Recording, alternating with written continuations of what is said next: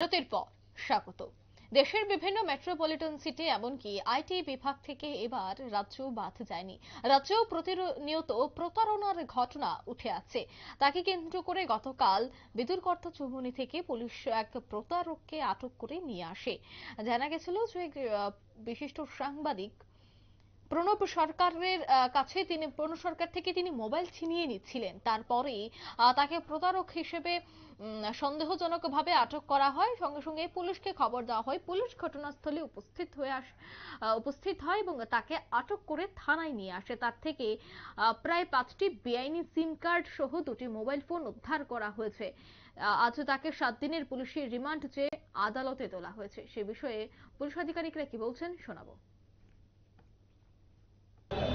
Actually, yesterday at around 12 hours एक information मिला है जो कॉम्प्लेनेंट है प्रणब सरकार, एडिटर हेडलाइंस त्रिपुरा।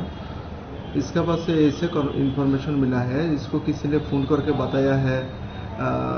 जो ये सीएम सेक्रेटरी बता रहा है 2 मोबाइल देने के लिए, जो अच्छा ब्रांड का 2 मोबाइल देने के लिए, मोबाइल इलेक्शन कैंपिंग के लिए यूज़ करेगा। तो इसके इन्फॉर्मेशन मिलने के बाद 2-3 बार उसको कॉल किया है। इन्फॉर्मेशन मिलने के बाद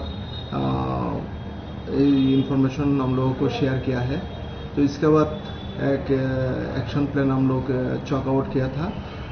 तो जब ये मोबाइल लेने के लिए आया था बिदुरकर्त चौमुहनी वीवो मोबाइल शॉप में, तो हमारा पुलिस पार्टी भी था सिविल ड्रेस में और उसको पकड़ लिया। इंटरोगेशन करने के बाद पता चला है इसका नाम पल्लव नाग, इसका घर विजय कुमार चौमुहनी में है। ये इंसिडेंट बहुत सारा पहले भी किया है। अभी इंटरोगेशन चल रहा है। इसके अगेंस्ट में हम लोग एक केस भी ले लिया है। अभी इन्वेस्टिगेशन चल रहा है। अभी इसको आज कोर्ट में हम लोग रिमांड करके प्रेयर करके कोर्ट में भेज रहा हूँ। कौन से सेक्शन में केस लिया गया है सर? ये আপনারা শুনলেন পুলিশ আধিকারিকের বক্তব্য। অভিযোগ ছিল যে মুখ্যমন্ত্রী মানিক সাহার নাম ভারিয়ে প্রতারণা করতে এসেই ধরা পড়ল সেই প্রতারক। পশ্চিম থানার গারদে তার ঠাঁই হয়েছে। ধৃত আর বক্তব্যে অসংলগ্নতার পাহাড়। তাই গতকাল তাকে বিদুরকর্ত চৌমুহনী থেকে আটক করা হয়েছে। কার্যত দীর্ঘদিন ধরে বিভিন্নভাবে এই প্রতারক প্রতারণার কাজে লিপ্ত ছিল। এর মধ্যে মুখ্যমন্ত্রী নাম ভারিয়ে ত্রিপুরা জার্নালিস্ট ইউনিয়নের সেক্রেটারি সাংবাদিক প্রণব সরকারের কাছ থেকে মোবাইল হাতিয়ে নেওয়ার চেষ্টা করে তার জুরি টিকলো না, উল্টো প্রণব বাবুর ফাঁদে পা দিয়ে ধরা পড়ল সেই প্রতারক। আজ তাকে 7 দিনের রিমান্ড চেয়ে আদালতে তোলা হয়েছে। নিয়ে নিচ্ছে ছোট্ট একটি বিজ্ঞাপন বিরতি, সঙ্গে থাকুন।